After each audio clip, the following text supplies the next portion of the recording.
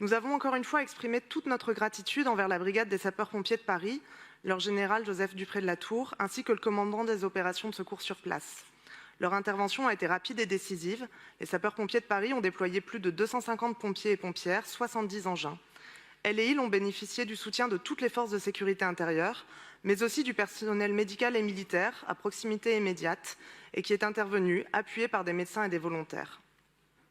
L'accompagnement des victimes s'est aussi déployé au-delà des cas d'urgence médicale, notamment grâce à l'action des services de la ville et de Paris Victimes, qui ont proposé, en plus de la gestion des urgences et de la sécurisation du périmètre, un accueil immédiat, une détection des blessures dites secondaires, des opérations de médiation auprès des riverains et des riveraines, commerçants et commerçantes.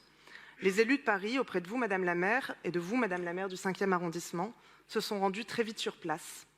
Je crois que ce sont des gestes qui comptent. À vous qui êtes victime, physique ou psychologique, qui entamez le long chemin du deuil, du soin ou de la réparation, je tiens à vous dédier quelques mots. Être une victime, j'ai déjà eu l'occasion de le dire dans notre enceinte, n'est jamais une honte. Qu'importe la nature ou la gravité de vos blessures, vous avez le droit à toute l'aide nécessaire et tout notre soutien. Nous soutiendrons également votre quête de vérité. Nous sommes avec vous en pensée comme en action. L'aide exceptionnelle de la ville de Paris est la preuve de notre détermination, une première étape que nous passons dès aujourd'hui. Enfin, permettez-moi de saluer d'un mot l'ensemble de nos collègues élus du 5e arrondissement, l'ensemble des habitants et des habitantes et leurs maires, qui, plus que tout autre, ont fait preuve d'une grande solidarité et vivent cette épreuve au plus près.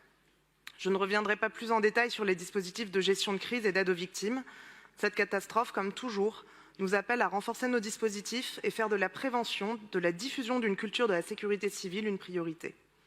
Paris restera unie et solidaire, pleine de reconnaissance envers celles et ceux qui sauvent. Je vous remercie.